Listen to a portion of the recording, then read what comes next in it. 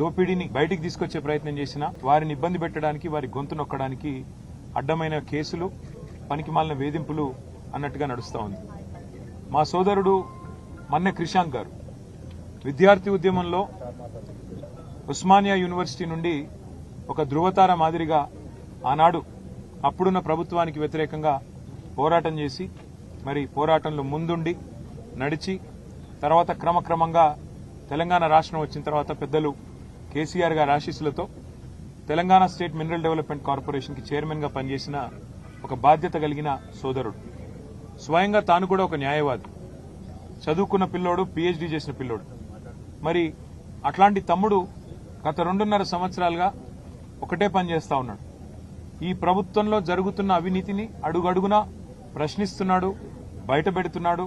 ప్రభుత్వం చేస్తున్న అరాచకాల్ని ఎప్పటికప్పుడు వెలుగులోకి తెస్తా ఉన్నాడు, ప్రజల దృష్టికి తెస్తా ఉన్నాడు.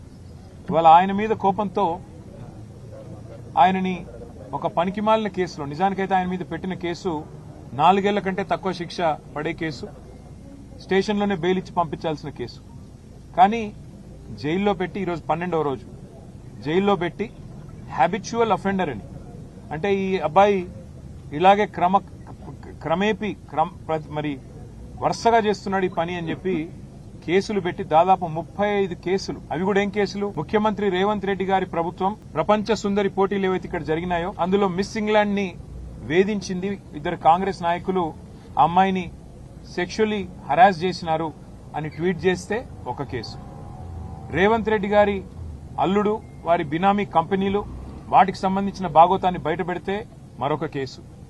రేవంత్ రెడ్డి గారి బావమరిది సుజన్ రెడ్డికి అమృత్లో కాంట్రాక్ట్లు ఎట్లా ఇస్తారు, కేంద్ర ప్రభుత్వం మీరు కుమ్మక్కయ్యారు అని చెప్పి అది బయటికి తీసుకొస్తే మరొక కేసు.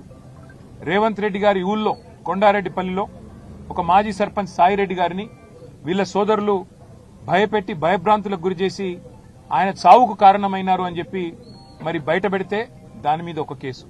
ఈ రకంగా 35 కేసులు తమ్ముడు మన్నె క్రిషాంక్ మీద పెట్టి ఇవాళ తనతో పాటు ఒక 10 మంది పిల్లల్ని ఇక్కడ తీసుకొచ్చి సంగారెడ్డి జైల్లో పెట్టి వారి కుటుంబ సభ్యులకు క్షోభ కలిగించడమే కాకుండా పైశాచికానందం పొందుతున్నారు ముఖ్యమంత్రి గారు.